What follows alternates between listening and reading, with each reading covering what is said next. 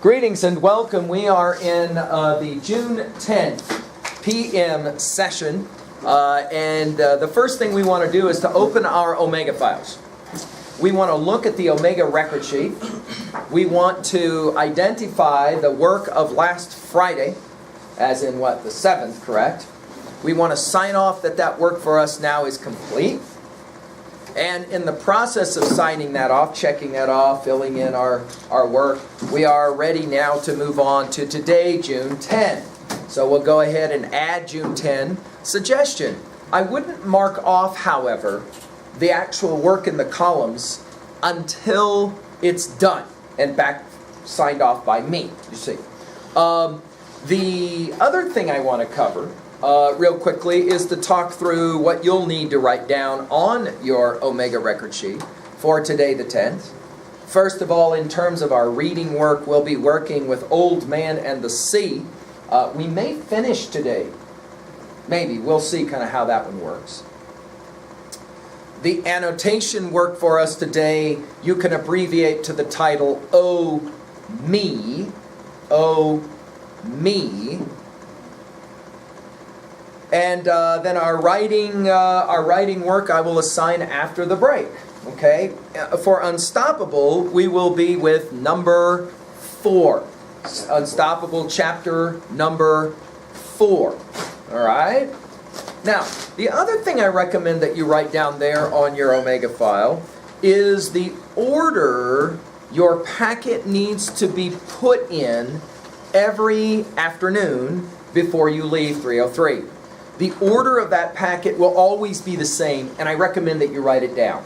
Reminding you as well, your packet needs to be stapled always. The very first thing in your packet will always be the notes over the reading. In this case today, for example, Old Man.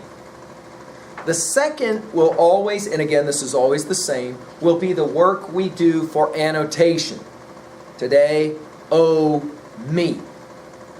The third thing that we will do will always then be our typed paper. No jam writing ever goes into the packet. That work is done every day, but that is writing just for you. The handwritten jam writing just for you. But the typed writing, that you will hand in. Finally, the unstoppable writing that we always do at the end of the session. Okay, Mr. McAfee and Ms. Hernandez do not have to do that a second time. They do that in their morning session with me. Okay, which is why they leave after they have finished their writing part. All right, we now turn to Old Man. And our rhythms should be the same. Always at noon, when you arrive, you show up, you take out a blank sheet of paper, you put today's date. You grab your copy of the novel or the book we're working with. In this case, Old Man and the Sea, and you log in then on your paper. This paper, of course, you will hand in, won't you, to me for your work at the end of our session. All right? We are adding work now for our session. Miss Laird will be taking notes of the reading, and you will be able to see that on the whiteboard in front of you. Now, we do not want to allow for this work of Miss Laird's to become a distraction for you. So while we're reading, all you're doing, following along with the reading of the text. However, when we pause, as Miss Laird will occasionally pause maybe at the end of each page, you will then be able to see what it is that she's writing. If you want to follow that and write down, that will be fine. For sure, read it. You can always put it in your own words if you wish. All right? Questions? We are starting today on page... You should have... Page 54. Yeah, you should have written down, remember, Mr. Workman, in your last annotation. Remember always to do that, so you can always refer back to it, okay? All right, guys, here we go.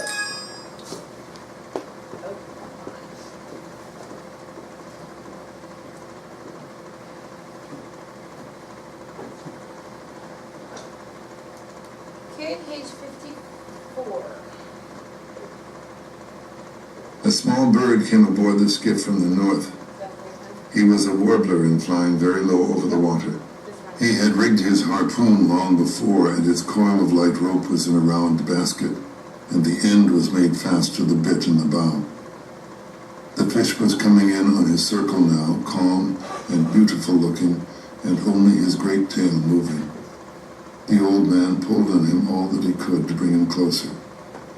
For just a moment the fish turned a little on his side. Then he straightened himself and began another circle. I moved him, the old man said. I moved him then. He felt faint again now, but he held on the great fish all the strain that he could. I moved him, he thought. Maybe this time I can get him over. Pull hands, he thought. Hold up legs. Last for me, head. Last for me. You never went. This time I'll pull him over. Are we totally lost? But when he put all of his effort on, starting it well out before the fish, Okay. Alright. It's the track I have. I can't find where it's at. Okay. Let me get my computer turned around and I will love you guys now. Okay, I have written that, oh, it started behind.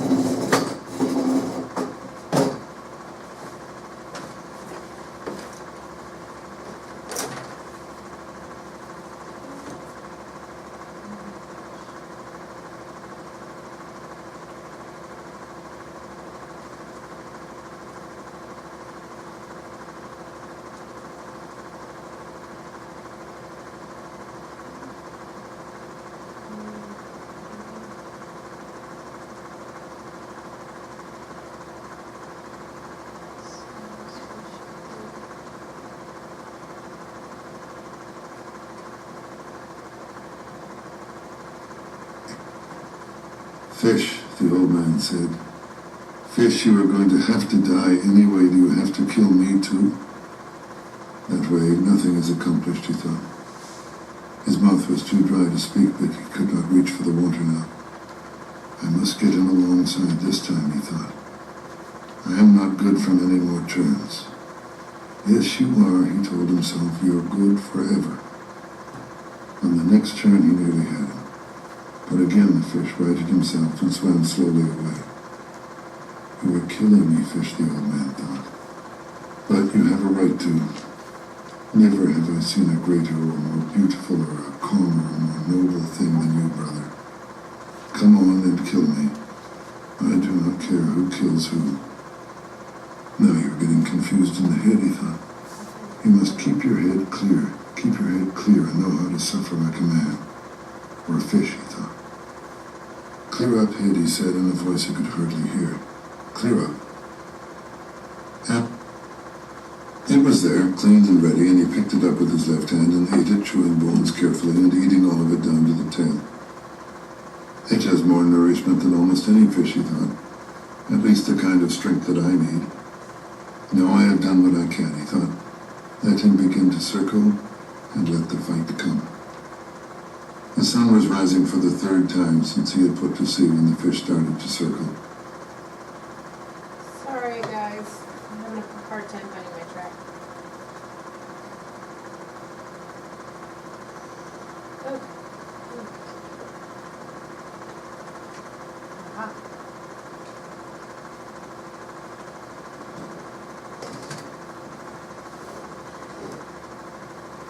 A small bird came aboard the skiff from the north. That's what He was That a is- warbler and yes. flying very low over the water. okay. The old man could see that he Page was very 54 tired. at the top, guys. The bird neared the stern of the boat and rested there. Then he flew around the old man's head and rested on the line where he was more comfortable. How old are you? The old man asked the bird. Is this your first trip? The bird looked at him when he spoke. He was too tired even to examine the line, and he teetered on it as his delicate feet gripped it fast. It's steady, the old man told him. It's too steady. Shouldn't be that tired after a windless night. What are birds coming to? The hawks, he thought, had come out to sea to meet them. But he said nothing of this to the bird, who could not understand him anyway, and who would learn about the hawks soon enough. Take a good rest, small bird, he said. Then go in and take your chance like any man or bird or fish. It encouraged him to talk because his back had stiffened in the night and it hurt truly now. Stay at my house if you like, bird, he said. I'm sorry I cannot hoist the sail and take you in with the small breeze that is rising, but I am with a friend. Just then the fish gave a sudden lurch that pulled the old man down onto the bow and would have pulled him overboard if he had not braced himself and given some line. The bird had flown up and the line jerked and the old man had not even seen him go. He felt the line carefully with his right hand and noticed his hand was bleeding. Something hurt him then, he said aloud, and pulled back on the line to see if he could turn the fish. But when he was touching the breaking point, he held steady and settled back against the strain of the line. You're feeling it now, fish, he said, and so God knows am I. He looked around for the bird now because he would have liked him for company. The bird was gone. You did not stay long, the old man thought, but it is rougher where you are going until you make the shore. How did I let the fish cut me with that one quick pull he made? I must be getting very stupid. Or perhaps I was looking at the small bird and thinking of him. Now I will pay attention to my work, and then I must eat the tuna so that I will not have a failure of strength. I wish the boy were here and that I had some salt, he said aloud. Shifting the weight of the line to his left shoulder and kneeling carefully, he washed his hand in the ocean and held it there, submerged, for more than a minute, watching the blood trail away in the steady movement of the water against his hand as the boat moved. He has slowed much, he said. The old man would have liked to keep his hand in the salt water longer, but he was afraid of another sudden lurch by the fish, and he stood up and braced himself and held his hand up against the sun. It was only a line burn that had cut his flesh, but it was in the working part of his hand. He knew he would need his hands before this was over, and he did not like to be cut before it started. Now, he said when his hand had dried, I must eat the small tuna. I can reach him with a gaff and eat him up here in comfort. He knelt down and found the tuna under the stern with the gaff and drew it toward him, keeping it clear of the coiled lines. Holding the line with his left shoulder again and bracing on his left hand and arm, he took the tuna off the gaff hook and put the gaff back in its place. He put one knee on the fish and cut strips of dark red meat longitudinally from the back of the head to the tail. They were wedge-shaped strips, and he cut them from next to the backbone down to the edge of the belly. When he had cut 6 strips, he spread them out on the wood of the bow, wiped his knife on his trousers, and lifted the carcass of the bonito by the tail and dropped it overboard. I don't think I can eat an entire one, he said, and drew his knife across one of the strips. He could feel the steady, hard pull of the line, and his left hand was cramped. It drew up tight on the heavy cord, and he looked at it in disgust. What kind of a hand is that, he said. Cramp then, if you want. Make yourself into a claw. It will do you no good. Come on, he thought, and looked down into the dark water at the slant of the line. Eat it now, and it will strengthen the hand. It is not the hand's fault, and you have been many hours with a fish, but you can stay with him forever. Eat the bonito now. He picked up a piece and put it in his mouth and chewed it slowly. It was not unpleasant. Chew it with... Okay. You guys should be writing. Just to kind of help you out with the flowing of your notes, I'm putting stuff up on the overhead. So when we take a break and stop, if you want to look up, maybe put some of this stuff in your own words, or just recap what has happened in your own words. This is to help you so that you don't get lost in the text.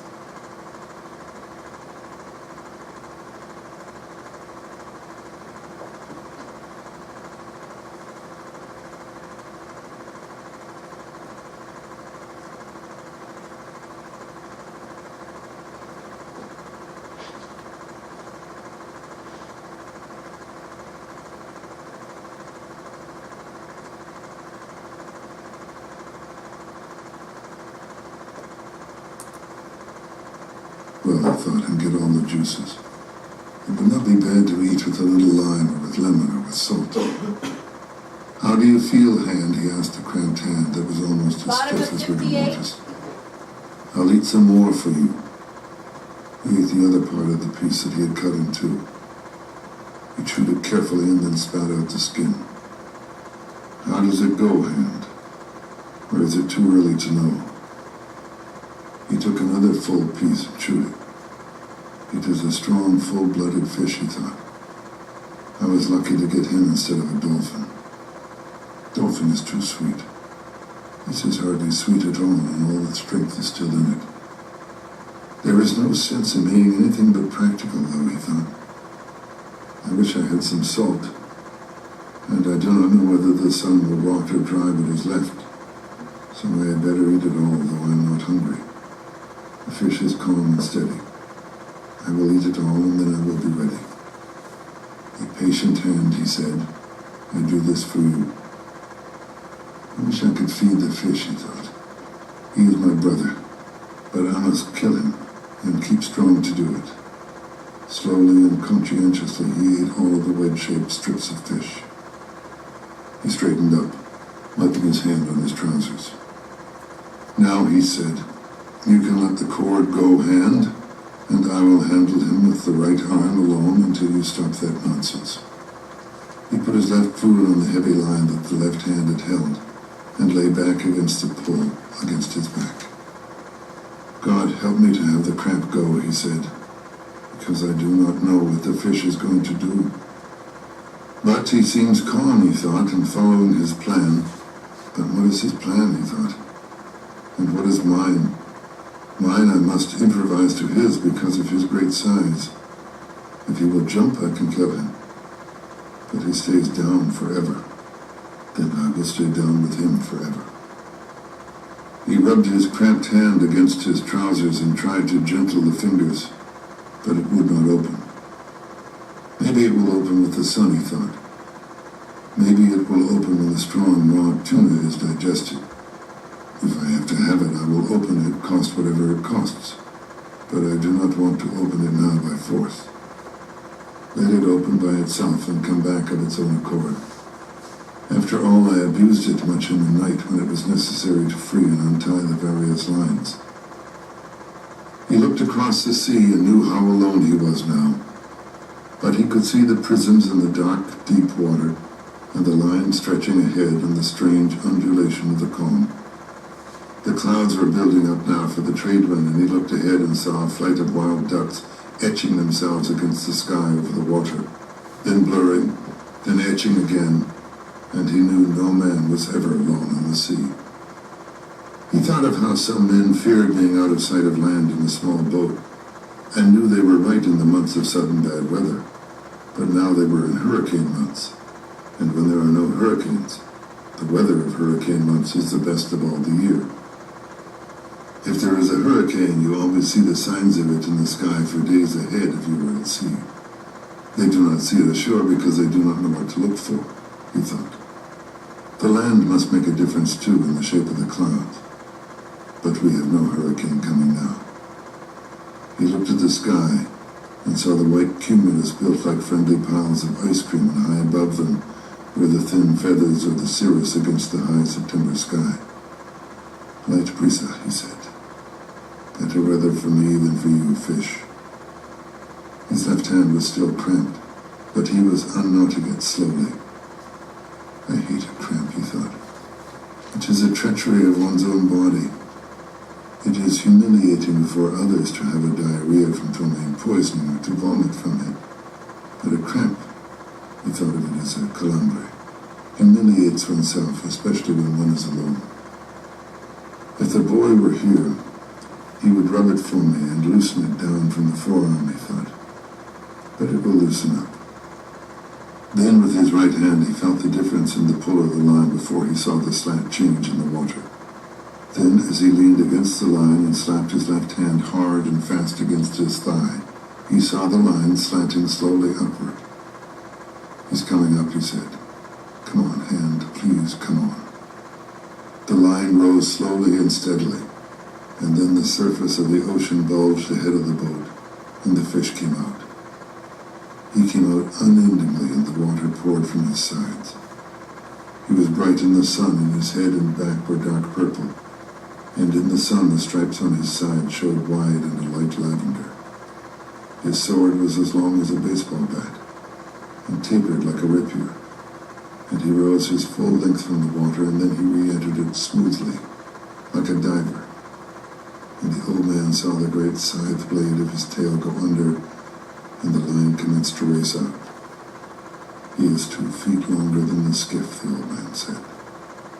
The line was going out fast but steadily, and the fish was not panicked. The old man was trying with both hands to keep the line just inside a breaking strength. He knew that if he could not slow the fish with a steady pressure, the fish could take all the line and break it. He is a great fish, and I must convince him, he thought. I must never let him learn his strength nor what he could do if he made his run. If I were him, I would put in everything now and go until something broke. But thank God they are not as intelligent as we who kill them, or that they are more noble and more able. The old man had seen many great fish. He had seen many that weighed more than 1,000 pounds, and he had caught 2 of that size in his life, but never alone. Now, alone, and out of sight of land, he was fast to the biggest fish that he had ever seen, and bigger than he had ever heard of, and his left hand was still as tight as the gripped claws of an eagle. It will uncramp, though, he thought. Surely it will uncramp to help my right hand. There are 3 things that are brothers: the fish and my 2 hands. It must uncramp. It is unworthy of it to be cramped. The fish had slowed again and was going at his usual pace. I wonder why he jumped, the old man thought. He jumped almost as though to show me how big he was. I know now, anyway, he thought. I wish I could show him what sort of a man I am. But then he would see the cramped hand. Let him think I am more man than I am, and I will be so. I wish I was the fish, he thought, with everything he has against only my will and my intelligence. He settled comfortably against the wood and took his suffering as it came, and the fish swam steadily, and the boat moved slowly through the dark water. Can we pause for a second? There was a small sea rising with the wind coming up from the east. I want to just make a point for your notes here. The way in which the old man begins to identify with the fish. Even notice that he went so far as to say, I wish I could be like the fish. Right? Both the old man and the fish have to endure struggles.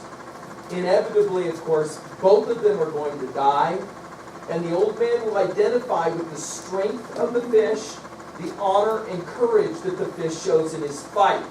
Now, this will be a significant part of the novel for Hemingway as we begin to ask the question, you'll want to put it in your notes, what is heroic about the old man? See, lots of people will read this novel and they will say, well, he went out to sea, caught a fish, and by the time he got back home, the fish was gone because all the sharks ate it. What a loser. But Hemingway is pointing out, no, this old man is heroic. What makes him heroic? Obviously, there's 1 or 2 things already in your mind. Thank you. Please continue.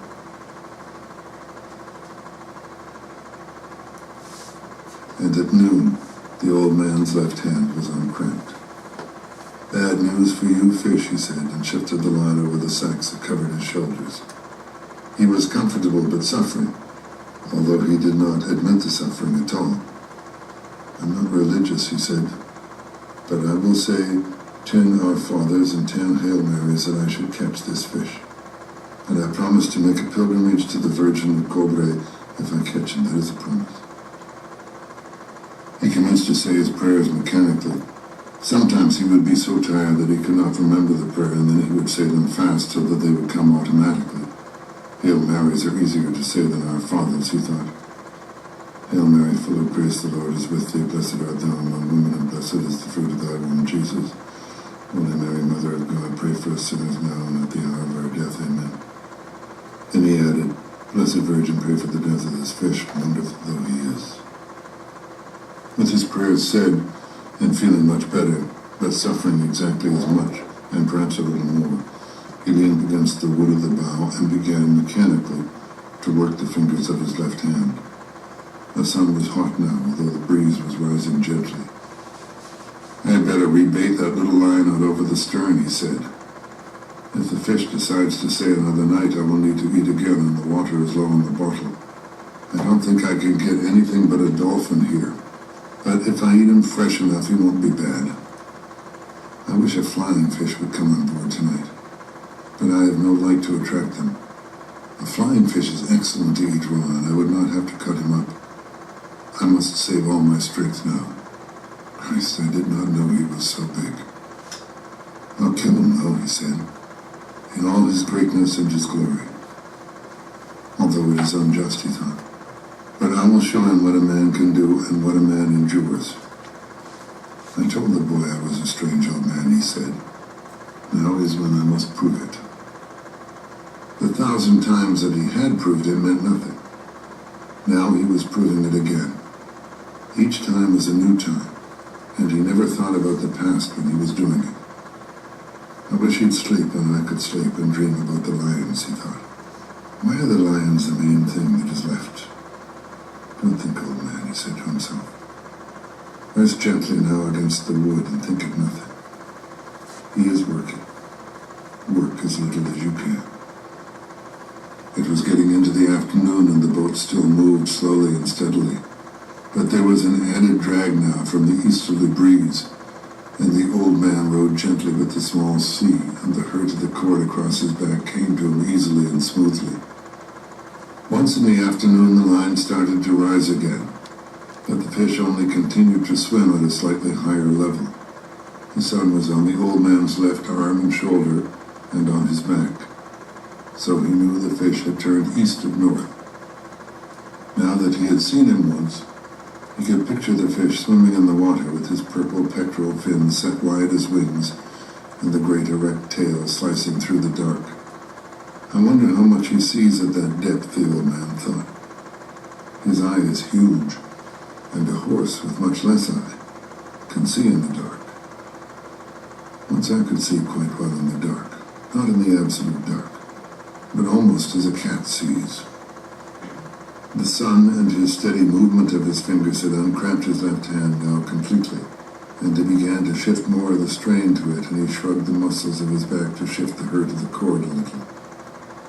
"If you're not tired, fish," he said aloud, "it must be very strange." He felt tired now, and he knew the night would come soon, and he tried to think of other things. He thought of the big leagues. To him they were the Gran Ligas. And he knew that the Yankees of New York were playing the Tigres of Detroit. "This is the second day now that I do not know the result of the Yokos," he thought. "But I must have confidence, and I must be worthy of the great DiMaggio who does all things perfectly, even with the pain of the bone spur in his heel." What is a bone spur, he asked himself. "Une espuela de hueso." I do not have them. Can it be as painful as the spur of a fighting cock in one's heel? I do not think I could endure that.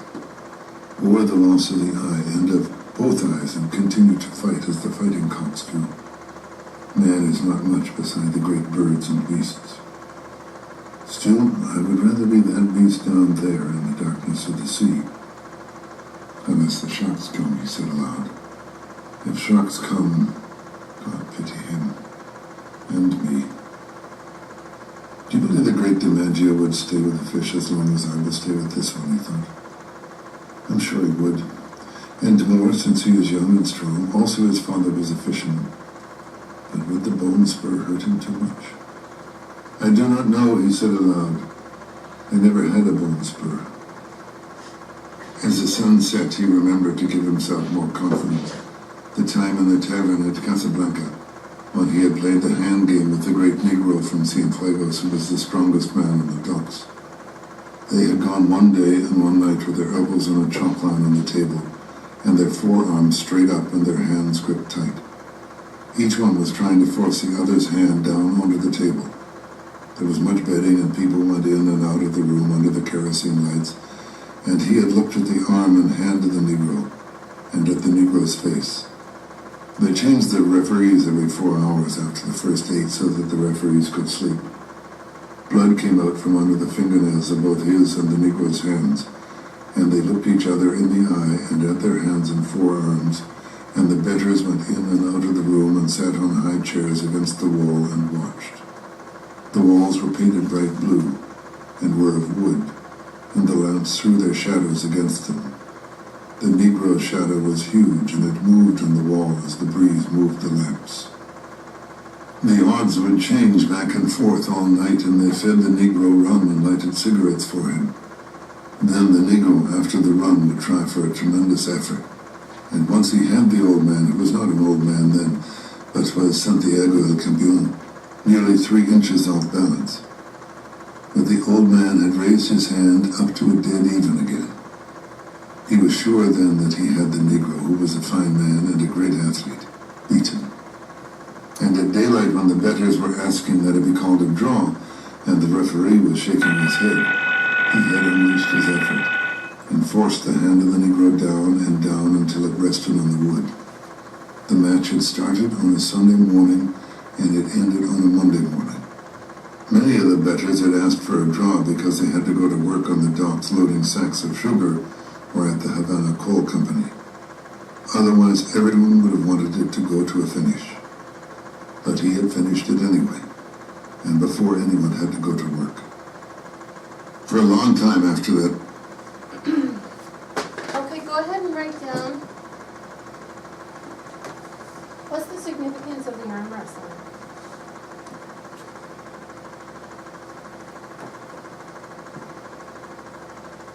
Are there any similarities?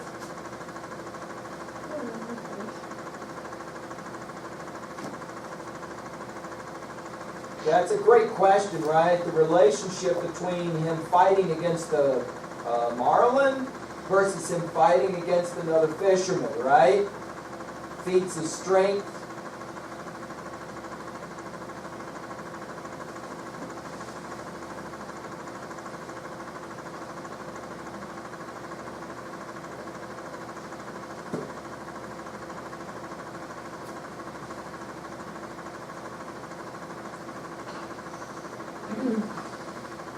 We're starting at the bottom paragraph, page 70. That everyone had called him the champion, and there had been a return match in the spring. But not much money was bet, and he had won it quite easily since he had broken the confidence of the Negro from Cienfuegos in the first match.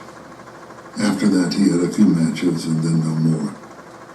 He decided that he could beat anyone if he wanted to badly enough, and he decided that it was bad for his right hand for fishing. He had tried a few practice matches with his left hand, but his left hand had always been a traitor and would not do what he called on it to do, and he did not trust it. The sun will bake it out well now, he thought. It should not cramp on me again unless it gets too cold in the night. I wonder what this night will bring. An airplane passed overhead on its course to Miami, and he watched its shadow scaring up schools of flying fish. So much flying fish, there should be dolphin, he said, and he leaned back on the line to see if it was possible to gain any on his fish. But he could not, and it stayed at the hardness and water drop shivering that preceded breaking.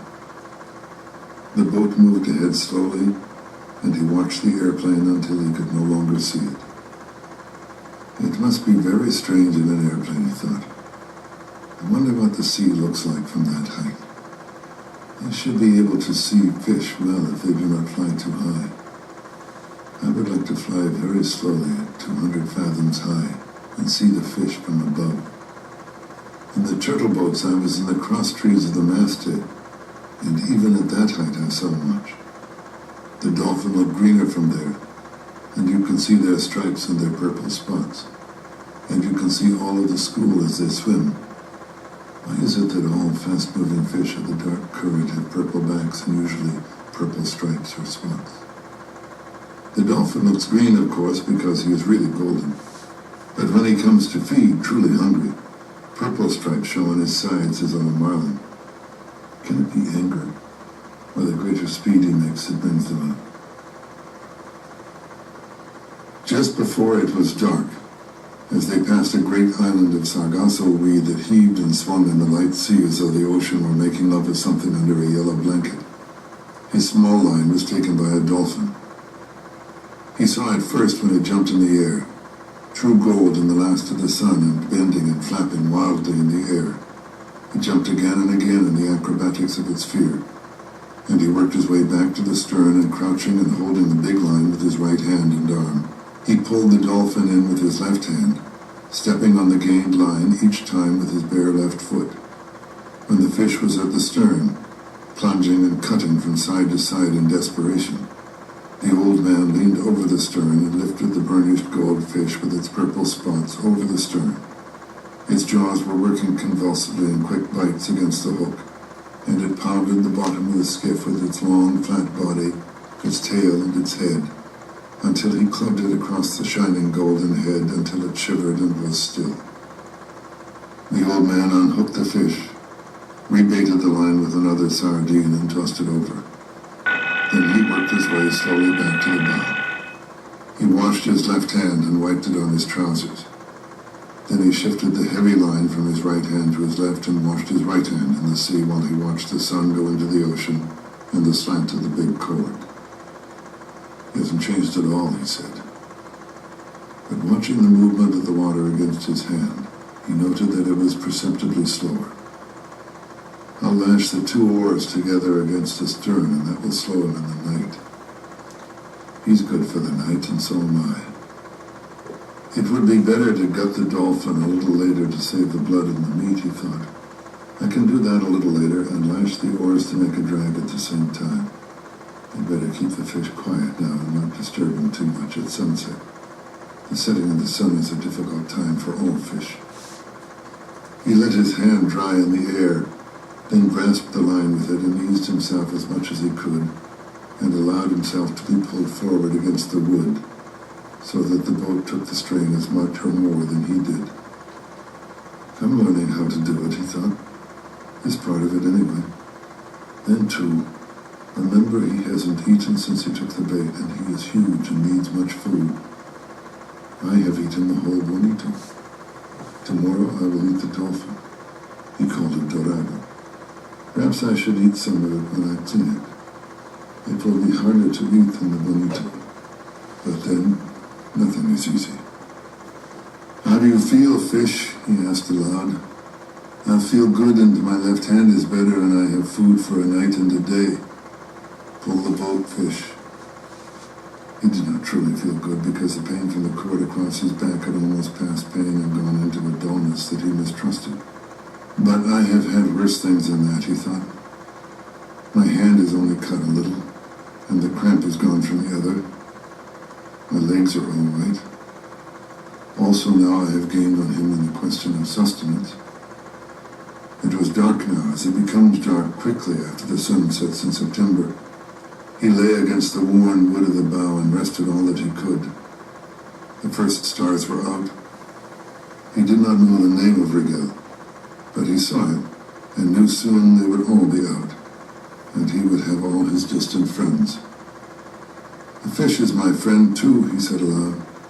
I have never seen or heard of such a fish, but I must kill him. I'm glad we do not have to try to kill the stars. Imagine if each day a man must try to kill the moon, he thought. The moon runs away.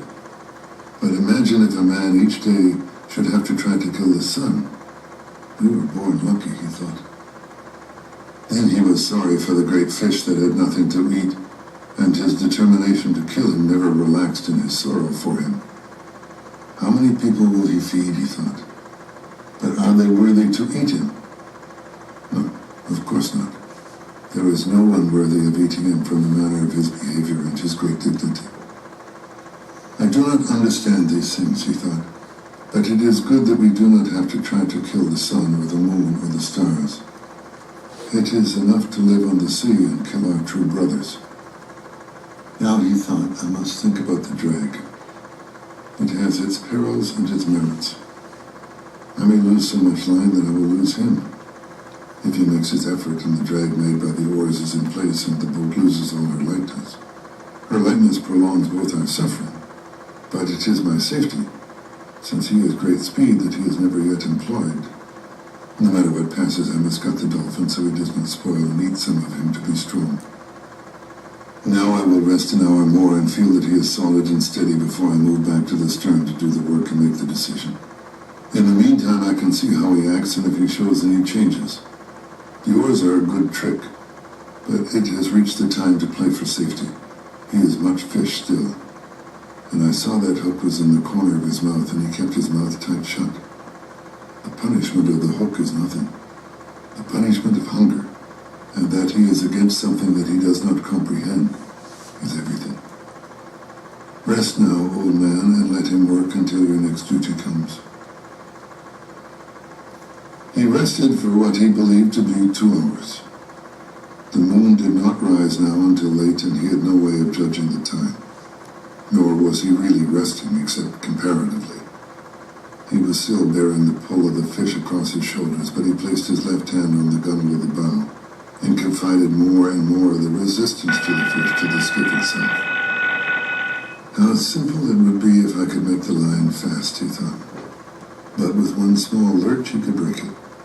I must cushion the pull of the line with my body, and at all times be ready to give line with both hands. But you have not slept yet, old man, he said aloud. It is half a day and a night, and now another day, and you have not slept. You must devise a way so that you sleep a little if he is quiet and steady. If you do not sleep, you might become unclear in the head. Unclear enough in the head, he thought. Too clear. I am as clear as the stars that are my brothers. Still I must sleep. They sleep, and the moon and the sun sleep, and even the ocean sleeps sometimes on certain days when there is no current and a flat calm. But remember to sleep, he thought. Make yourself do it, and devise some simple and sure way about the lines. Now go back and prepare the dolphin. It is too dangerous to rig the oars as a drag if you must sleep. I could go without sleeping, he told himself, but it would be too dangerous. Okay. Go ahead and write down a little bit about what we just heard, what's going on.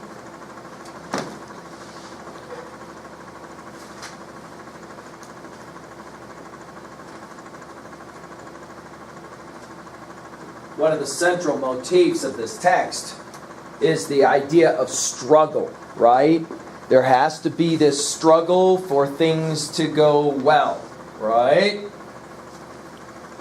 So again, even if you don't write down all of Miss Laird's ideas from her flowing of the notes, at least read them so that you can see the ways in which she is interpreting the text, right?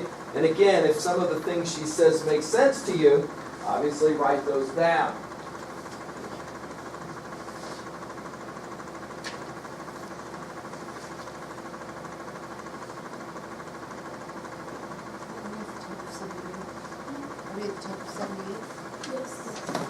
Okay, top of 78, this will be the little last bit before we get done with this.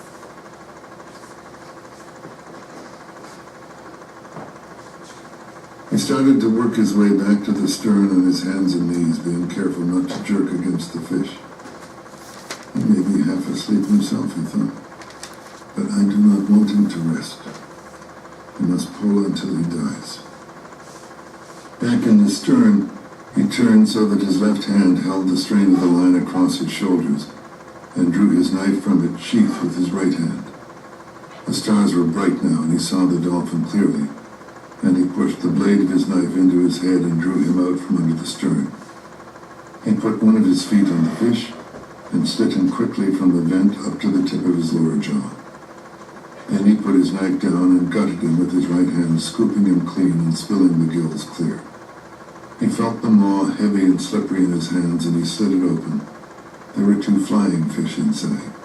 They were fresh and hard, and he laid them side by side and dropped the guts and the gills over the stern. They sank, leaving a trail of phosphorescence in the water. The dolphin was cold, and a leprous gray-white now in the starlight, and the old man skinned one side of him while he held his foot on the fish's head. Then he turned him over and skinned the other side, and cut each side off from the head down to the tail. He slid the carcass overboard and looked to see if there was any swirl in the water, but there was only the light of its slow descent.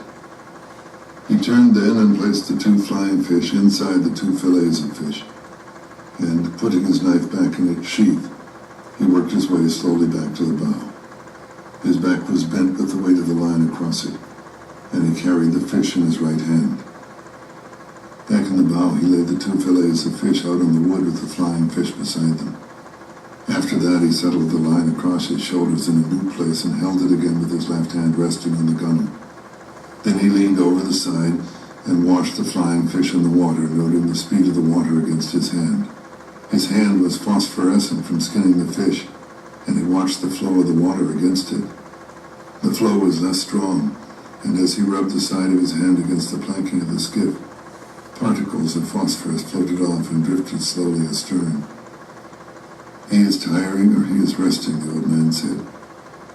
"Now let me get through the eating of this dolphin and get some rest and a little sleep." Under the stars and with the night colder all the time, he ate half of one of the dolphin fillets and one of the flying fish, gutted and with its head off.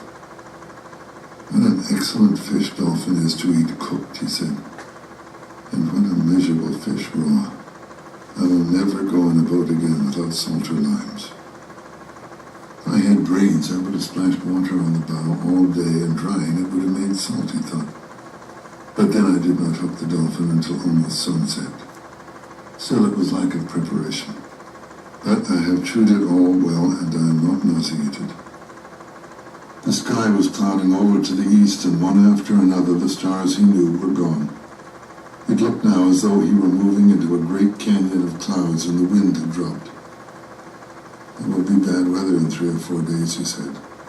"But not tonight and not tomorrow. Right now to get some sleep, old man, while the fish is calm and steady." He held the line tight in his right hand, and then pushed his thigh against his right hand as he leaned all his weight against the wood of the bow. Then he passed the line a little lower on his shoulders and braced his left hand on it. "My right hand can hold it as long as it is braced," he thought.